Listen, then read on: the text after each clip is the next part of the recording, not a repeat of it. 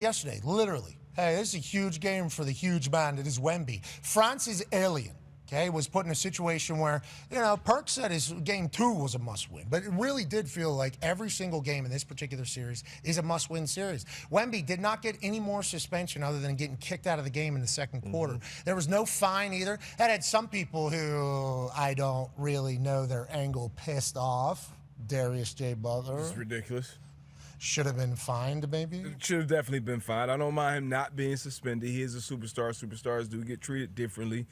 He played and he dominated. Yeah, he certainly did. 18 points in the first quarter. He went absolutely crazy, and then he would continue to do as such. Wemby leads the Spurs to an ass-beating of the Timberwolves, 126-97. Now, you would think maybe this shifts the momentum towards a big Wemby San Antonio Spur title. But let's not forget that we're talking about LeBron James never playing basketball again because that Oklahoma City team just doesn't stop. It feels like there's a couple teams in the NBA playoffs and in the NHL playoffs that have been head and shoulders above everybody else. And there's been great parity kind of at that second tier. But in the playoffs, it's a war of attrition. Who can stay healthy? Obviously, the big layoffs for the Knicks and for the Oklahoma City Thunder and over there in hockey where the Canes are getting like a week.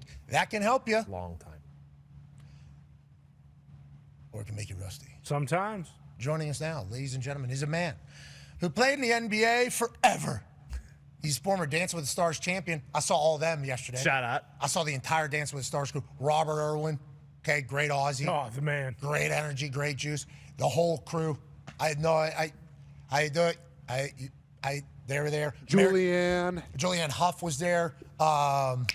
Carlton. Alfonso. Yeah, he was there. Rivera. Derek Huff was there. The man. I mean, it was American Horror Story was right over here. Okay. Lindsay Whitney. Lohan walked by. What? Yeah. Freaky Friday? Lindsay 2? Lohan. Olivia Rodrigo. I completely Okay. forgot about that. Of course. Completely forgot about that. Big time asshole. I'm 39 years old. I apologize for everything that I'm about to say, but I do think I was super positive. Okay, walking off stage after we did the game day thing. Cody Rhodes was there. I thought he did a good job. Good to see him. Still got a black eye. Wow. He really got put in improvement. Really? It was good to see him. We moved on. As we walk off, there is this 5 badasses, women, guitar, bass, just clearly a band. Yeah. Sitting backstage. Very dark, though, backstage, okay? Big area, very dark. Walk by, catch corner of eye, okay? Actually stop, back up. Holy shit. You guys look so cool. I am so excited to watch you guys do whatever you're about to go do. They said, thank you. And then the bassist told me, you better. And I was like, okay.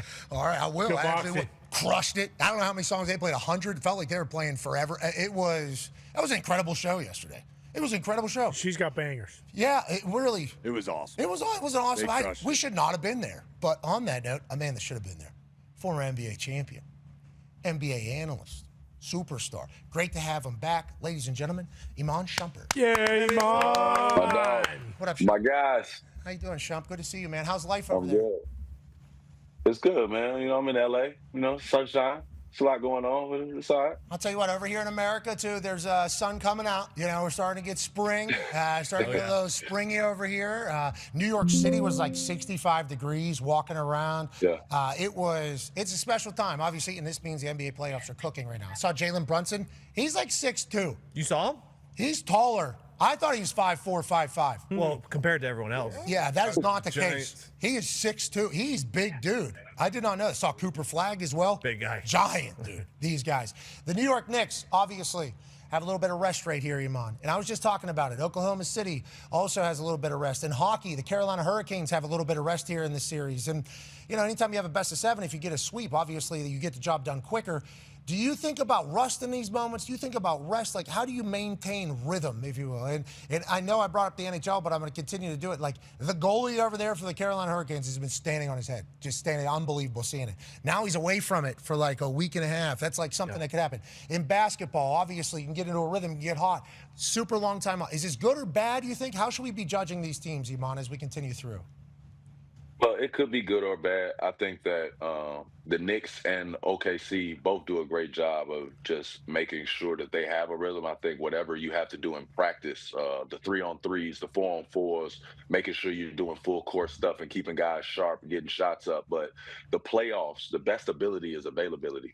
So with guys knowing that we did our job in advance and we got our win that we got, we need to make sure that health is number one on the list. So it's about getting treatment. It's about getting in the weight room. It's about staying sharp, watching film, and improving yourself in other ways, rather than going out there and physically trying to stay in a rhythm and stay upbeat. Sometimes it's good to just say, hey, we're just going to do maintenance work. We're going to make sure we get our conditioning in, but we're not going to do as much 5-on-5 because you want to just make sure you're healthy going into the next series. Remember, OG Anunoby had a hamstring in Game 2. Didn't play Game 3, Game 4. Gets another week. He's probably going to be healthy, and he's been described as one of the most important pieces of the Knicks. Let's go to the West. Oklahoma City Thunder seem like a machine. Anything you see last night from Wemby and the Spurs team to make you think maybe this is going to be the Spurs' year in the West, or is this seemingly inevitable with the Oklahoma City Thunder, you think, Iman?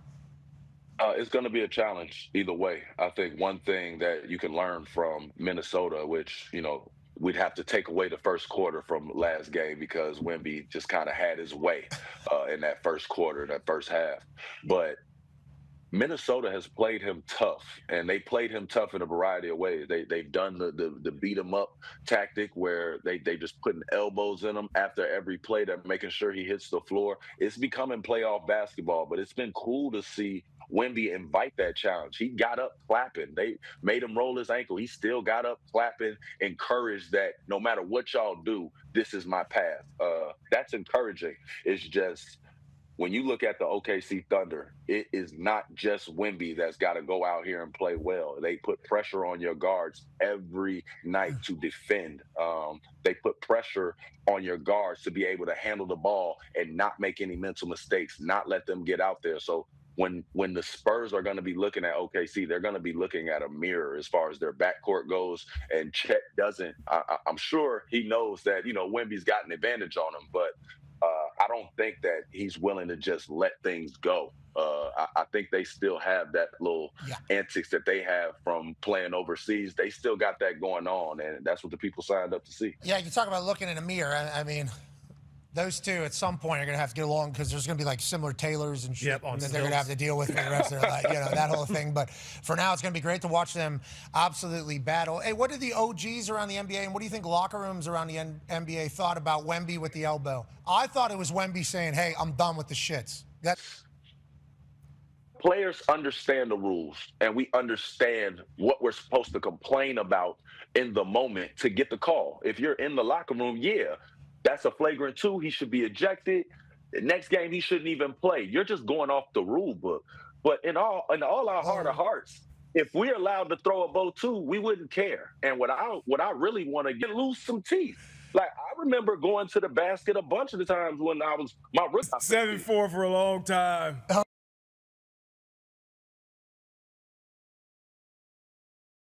He was falling too. It was heat of the moment. He kept it, in all fairness, he kept it real and said, you know what? I hit you in the chops. I expected that. You know what I mean? I love that about that. And then the referees, I'm going to clap it up for them too. Yeah, that's right. Because they just sat there and watched it. Yeah, y'all sat there and watched the whole thing unfold. I love it. That's playoff basketball. It's supposed to go up a level. They supposed to hate each other for 48 minutes. And y'all allowed us as fans to enjoy that. So shout out to the referees from last night. Yeah, it does feel a little old school, doesn't it? It feels a little old school. There's not a lot supposed to. You go to the weight room. Yeah, go to the weight room. Yeah, there's no jersey swapping. Yeah, there's no jersey swapping around here. We're throwing bows right now. The NBA's got a little NHL in it. And then you talk about the refs. The NBA refs letting kind of an NHL ref he's going to have to get him back. Hey, let's know tonight Nas is going to do something. We know that's going to happen, right? Something. And then we'll tell him immediately afterwards, okay. That's it. All right, here we go. Real talk. Yeah, let's continue to roll. I like that. Hey, the NBA kind of swinging a hot basket. Yeah. Kind of old school. Back, baby. Yeah, it is. Hey, who's the Lambeer? Yeah, look out for the new Lambeer coming through. I can already see him getting excited. Let's go to the East, shall we? With a man who likes the new school game with limited contact. Go ahead, D-Butt. Yeah, Game 5.